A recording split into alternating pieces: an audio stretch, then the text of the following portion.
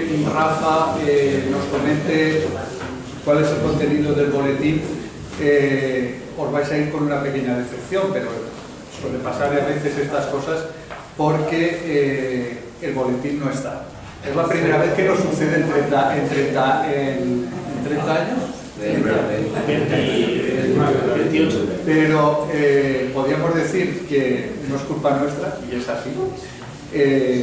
Y el impresor ha dicho, yo iré y daré la cara. No hace falta que en este caso dé la cara. Íbamos bien en tiempo, pero se ha complicado. Las encuadernadoras en este momento quedan muy poquitas en Valencia. Por si alguno quiere, a lo mejor está pensando en generar un puesto de trabajo, es emprendedor, pues no hay encuadernaciones. En Castellón no hay ninguna, y en Valencia queda una y en Alicante dos. Es un problema añadido que supongo que también tendrá que ver con los costes en el futuro. Entonces se ha juntado que estaba Cebisama y todas las grandes azulejeras han tenido que editar los catálogos y de todo, y en fin, nosotros hemos quedado un poco en segundo plano. Esa decepción la podréis luego, a partir del martes, ya recoger el boletín y bueno, leerlo con tranquilidad, pero hoy para nosotros también es una frustración no poderos entregar el boletín. Dicho esto, tiene usted la palabra. Gracias, Pachi. Bueno, en realidad, el que se ha encargado de un poco organizar el boletín, ya llevamos dos boletines, es Pachi, pero claro, no hablar ahora y luego presentarse de sí mismo y todo el mismo. Entonces lo hago yo un poco por él, y si hay alguna cosa que quiera matizar de algún Pachi, pues lo haces y ya está, sin problema. Bueno, pues estamos en el boletín número 29, casi 30, y son, el otro día estaba contando, son 322 artículos los que llevamos hasta ahora. Con los 9 que llevamos ahora, pues eso, casi 350, un número bastante importante para la publicación del boletín, que es bastante modesto bajo mi punto de vista. Los 9 artículos que va a presentar el boletín están organizados, según me ha dicho Pachi, de forma cronológica. Primero el más antiguo y luego finalizado con el más moderno de época ya de la Guerra Civil. Bueno, voy a empezar un poco a hablar cada uno de ellos y os voy a comentar muy esquemáticamente lo que van a tratar, y luego daré paso a Pachi y a David, para hablar de su artículo. Intervengo. La portada, en este caso, normalmente siempre tratamos de buscar algo que tenga que ver con el contenido de los boletines. Hay un artículo muy interesante que son las campanas del Alto Palancia, y en este caso, también para descentralizar un poco a veces la imagen y el CAP, que también somos muy comarcales, pues en este caso es la campana de Teresa, una de las campanas que se conservan. Hay un amplio abanico de imágenes de campanas en el propio artículo, pero hemos querido escoger esta de Teresa, que además nos parecía muy significativa por el yugo. Bueno, aquí hay algún campanero que podría decir alguna cosa más sobre ella, pero nos parecía muy interesante por el yugo, la campaneta. No es muy antigua, pero su composición es muy interesante y bonita para el número que presentaba. Muy bien, pues el primer artículo que presentamos en el boletín es de Magina Roya Serrano, una persona bastante vinculada con el ICAP.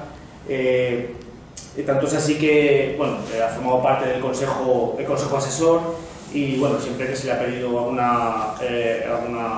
artículo o tal, siempre ha estado colaborando. De hecho, él continúa colaborando con nosotros. Y se titula El testamento realizado por los ermitaños de la Cueva Santa en el año 1599. Y lo que hace, pues a través del estudio de este testamento, que se realizó en 1599, como he dicho, que realizaron los ermitaños de la Cueva Santa, pues nos permite aproximarnos a planteamientos acerca del pasado histórico del santuario, como veis ahí, en aspectos tanto de biografía como del culto y la relación de los cartujos con el propio santuario. También el papel de los obispos y la devoción de la imagen que tenía la Cueva Santa en aquellos aquellas épocas. Es el primer artículo que tenemos del boletín. El segundo artículo, que es de los más extensos, una persona, pues si antes estábamos hablando de una persona vinculada con el ICAP, pues está mucho más, ¿no? El Vicente Palomar, que si no es de las personas que más han escrito en el boletín, falta poco. He contado 28 artículos. La mayoría está solo o acompañado los artículos. Y este trata del pozo de la plaza de la Almudí. Es un tema por él bastante conocido porque ha sido arqueólogo y es un recorrido que hace desde el siglo XV hasta que se construyó hasta el siglo, hasta 1999, siglo XX. Tenemos una serie de fotografías que ilustran el artículo y bueno, la documentación que trata Vicente en este artículo, la mayoría la ha sacado de actas municipales del archivo y destaca sobremanera, no para mí, es una información que ha sacado de referentes a un litigio que había entre el ayuntamiento, ¿no, Vicente?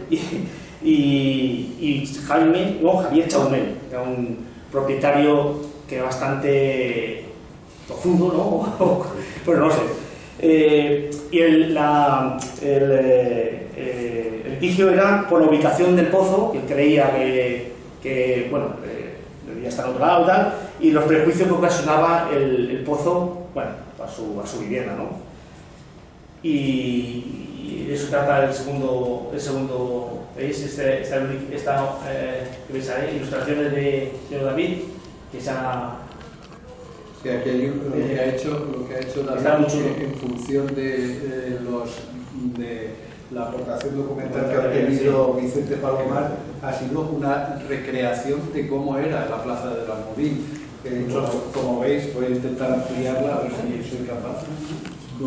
Como veis, era una plaza porticada, ¿vale? que ha desaparecido toda y como ha demostrado Vicente Palomar y demuestra con una fotografía anterior en donde se conserva lo que era el cubrimiento, lo que cubría el pozo para de alguna forma aislarlo de todas las intemperies y todo. Entonces este hombre que tiene una creatividad también pasmosa, pues en función de los datos aportados por Vicente han podido llegar a esta conclusión. Muy interesante las son noticias novedosas, la mayoría de ellas que aporta Vicente.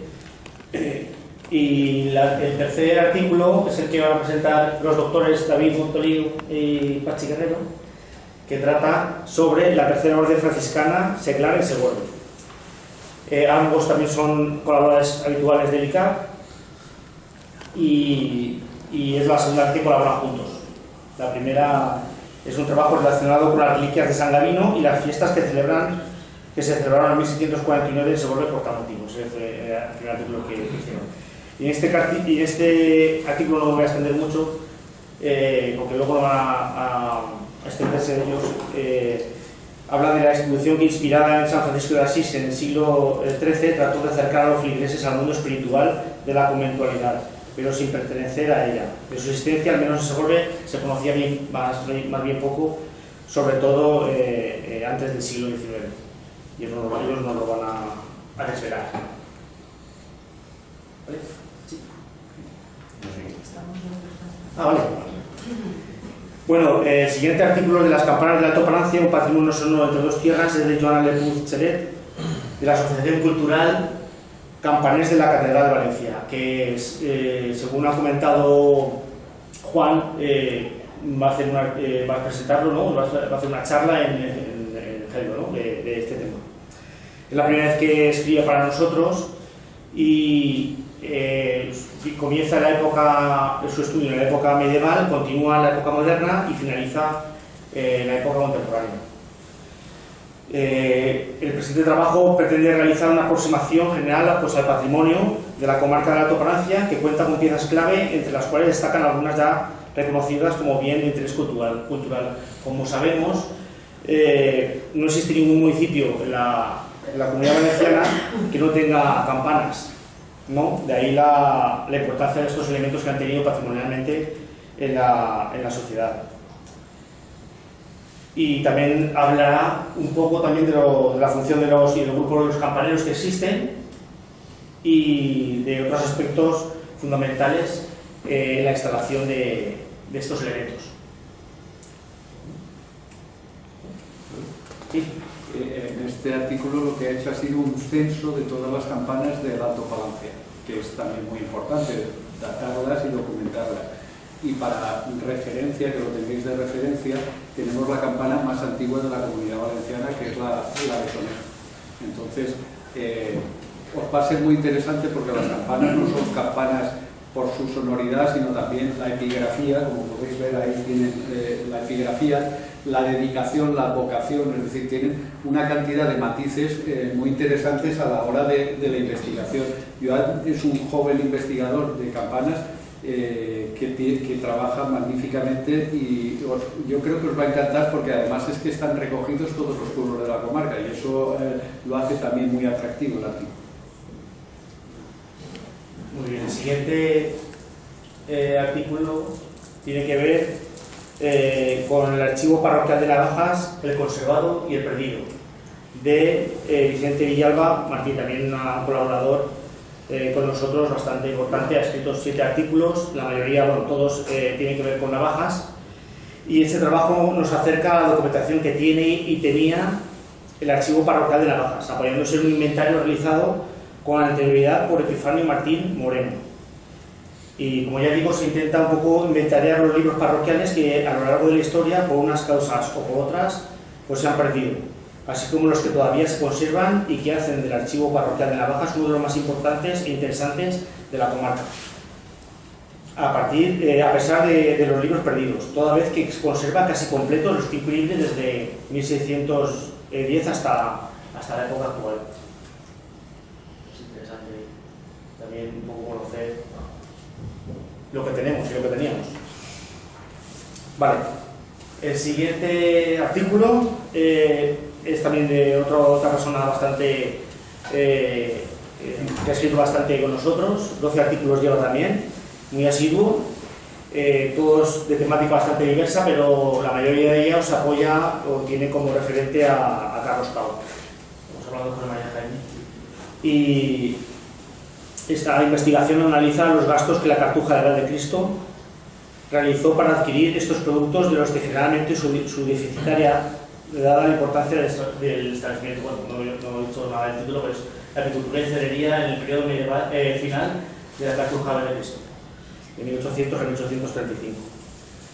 Termina el artículo, a mí me parece bastante interesante, con unos anexos sobre las noticias de las colmenas aparecidas en los libros de la Cartuja de Valdecristo, así como de las compras de miel y de cera y de algodón. Son aspectos bastante novedosos y interesantes también. En el caso de José María de Jaime, además de Carlos Pau, él es el máximo especialista en apicultura, en bibliografía de apicultura a nivel nacional. Es decir, sacó 3 volúmenes sobre bibliografía y por lo tanto tiene mucho conocimiento. Es más, como mantenedor de la Reina de las Fiestas, su discurso versó sobre los refranes relacionados con apicultura, con todo el tema que a él le apasiona mucho. Por eso estamos ante un experto importantísimo en este caso. El siguiente artículo trata sobre la crónica del Seminario Conciliar de Segorbe y de la ciudad por su rector Manuel Gallur en la Tercera Guerra Carlista, 1873-1875, de Pachi Guerrero, que con este son 17 artículos los que tiene y con el que va acompañado con David por 18. Muy bien. Es profesor de la Universidad Internacional de La Rioja y su trabajo, el primero nos sitúa históricamente en el momento que trata el artículo, luego nos hace una breve bibliografía de Manuel Gallur, para después centrarnos ya en la crónica manuscrita del rector. Y para finalizar, pues nos transcribe el documento acompañándolo con una transcripción también de las efemérides de Gonzalo Valero, apoyándolo también el estudio. Si quieres comentar algo de sí, en este caso es un descubrimiento, porque es un documento que está metido en otro documento que no tiene nada que ver. Y entonces aparece este documento que es del rector del seminario, que describe qué está pasando durante las guerras carlistas en Segovia. Es un tema muy preparado por don Jaime Faust, que nunca lo terminó, y entonces lo que se hace ahí es una comparación entre lo que describe Gallur y lo que describe Gonzalo Valero, y ahí en las actas. Es muy interesante porque es muy enriquecedor desde el punto de vista de la aportación de alguien que lo vive directamente y lo describe.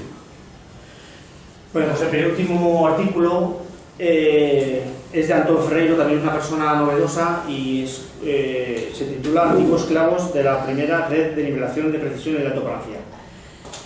Antón se puso en contacto con el archivo municipal porque tenía constancia de que en el ayuntamiento existía un clavo de nivelación que en el siglo XIX se colocó. Yo desconocía de ese clavo, de hecho está. Si os ponéis en las escaleras de subir al ayuntamiento, antes de subir el primer peldaño, fijáis que a mano izquierda, abajo, en el suelo está. Ha pasado el tiempo, muchas personas limpiando suciedades y tal, y del clavo de nivelación que está ahí, esa foto, la tomé yo, más o menos hay una numeración y tal, lo que hacía era, lo pusieron para tomar medidas de a qué altura estaba Segovia con respecto al nivel del mar en el siglo XIX. A todas estas, Antón ha recopilado la mayoría de los clavos que ha podido de toda la topografía, y su artículo trata de un poco acercarnos al conocimiento de esta simbología que, para nosotros nos queda un poco novedosa, no sabíamos. Sí que es verdad que después de ese clavo, unos años después, se volvieron a colocar unos clavos en diferentes puntos de la ciudad, y hemos localizado como unos 10-12 clavos, y están colocados en los bordillos. Si veis por las calles, os acercáis, vais pasando y caminando, y los veréis puestos en el suelo. Son mucho más pequeños que estos, tamaño, son así, más o menos muy pequeñitos, y están en los bordillos de diferentes calles de Segovia. Al lado de la Glorieta hay uno, al lado del ayuntamiento otro, en diferentes calles. Antón lo que hace es un poco, como ya digo, recopilar esos clavos y darlos a conocer tanto de Segovia como los de la topografía. Y pasamos al último artículo que tenemos, que se titula El Palancia, un semanario al servicio de la nueva educación, abril-julio de 1936, de José Manuel López Blay.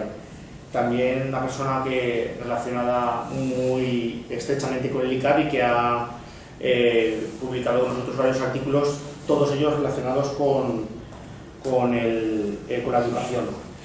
Es propósito de este trabajo analizar el papel jugado por el semanario El Palancia, editado en Segovia entre abril y julio de 1936, en el intento por difundir entre sus lectores un estado favorable de la nueva pedagogía que propugnaba el Ministerio de Instrucción Pública del momento, contando para ello con la colaboración de dos maestros muy significativos para la comarca, por sus ideas pedagógicas avanzadas y por su prolífica actividad divulgadora de las ideas de la nueva escuela. Ellos son Julio Moya Rivas y Jesús Alonso y Santandreu, que ejercían ambos tanto en Almedíjar como Gátora, respectivamente.